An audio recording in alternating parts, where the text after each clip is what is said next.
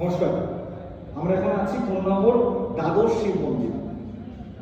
দ্বাদশ শিব মন্দির অর্থাৎ আমাদের জ্যোতির্লিঙ্গ কটা 12টা।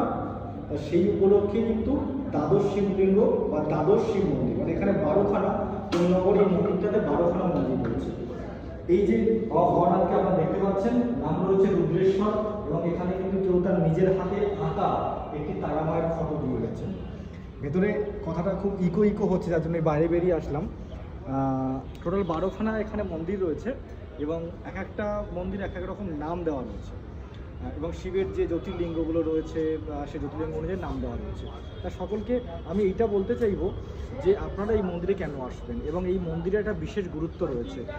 এটা আমাদের বাংলার অতি প্রাচীন একটি মন্দির, এবং এটি 1000 বছরের কাছাকাছি মন্দিরটির বয়স আর কি।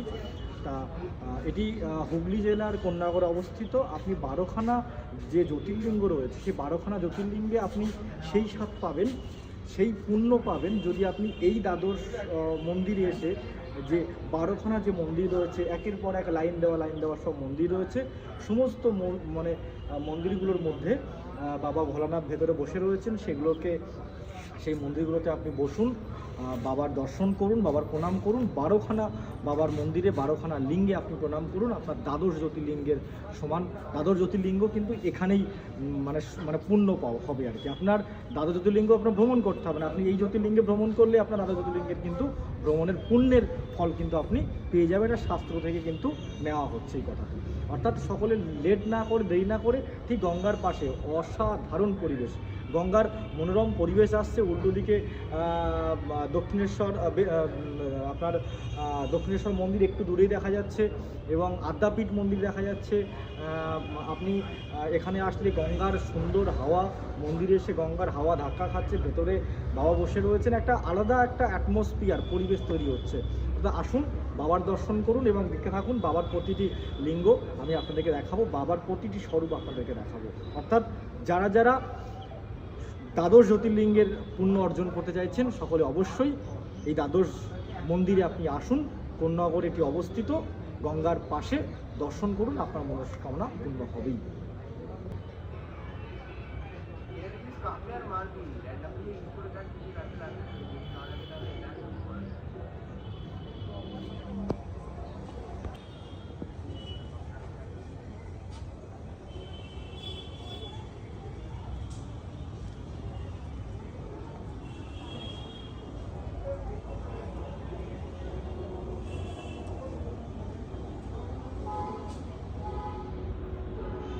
যেটা দেখতে পাচ্ছেন, ভূতেশ্বর শিবলিঙ্গ নামকরণ করা রয়েছে। রামেশ্বর, এখানে নাম করা রয়েছে নাদেশ্বর, এখানে বাবার নাম রয়েছে জটালেশ্বর নামে বাবা রয়েছেন। এখানে এই রূপটি এখানে অনেক বড়, কিন্তু এখানে নামটা কোনো কারণে অনেক পুরনো বিল্ডিংয়ের আপনারা যদি দেখেন পুরনো অংশগুলো দেখলে বুঝতে পারবেন যে কত প্রাচীন। এখানে নতুন করে কাজ করা হয়েছে আর কি মন্দিরে, আর সেই কারণে কাজের জন্য এই জায়গাটিতে নাম ছিল, বাবার নামটা নেই। এটা দেখাতে পারছি না, দুঃখিত আপনাদের কাছে। পরবর্তীগুলো আমি দেখাচ্ছি। দেওয়া রয়েছে কৈলাসেশ্বর,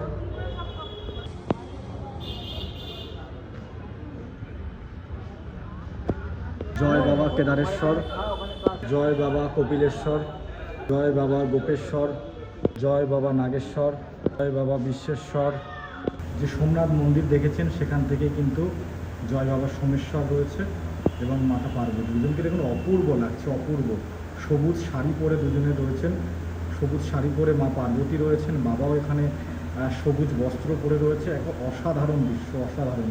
অর্থাৎ সকলকে কিন্তু আমি এই যে এত সুন্দর অপূর্ব দর্শন করাচ্ছি, কমেন্টটিকে আপনারা লিখবেন না, হর হর মহাদেব, হর হর মহাদেব লিখুন। আসুন, বাবার দর্শন করুন। হর হর মহাদেব।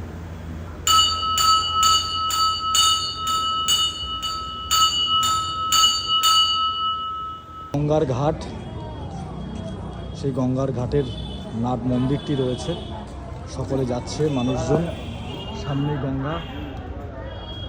সকলে মনের দুঃখ জানাচ্ছে, মনের দুঃখে গঙ্গার পাশে বসে রয়েছে। বহু পর্যটক এখানে আসে, বহু ভক্তরা প্রতিদিন এখানে আসে।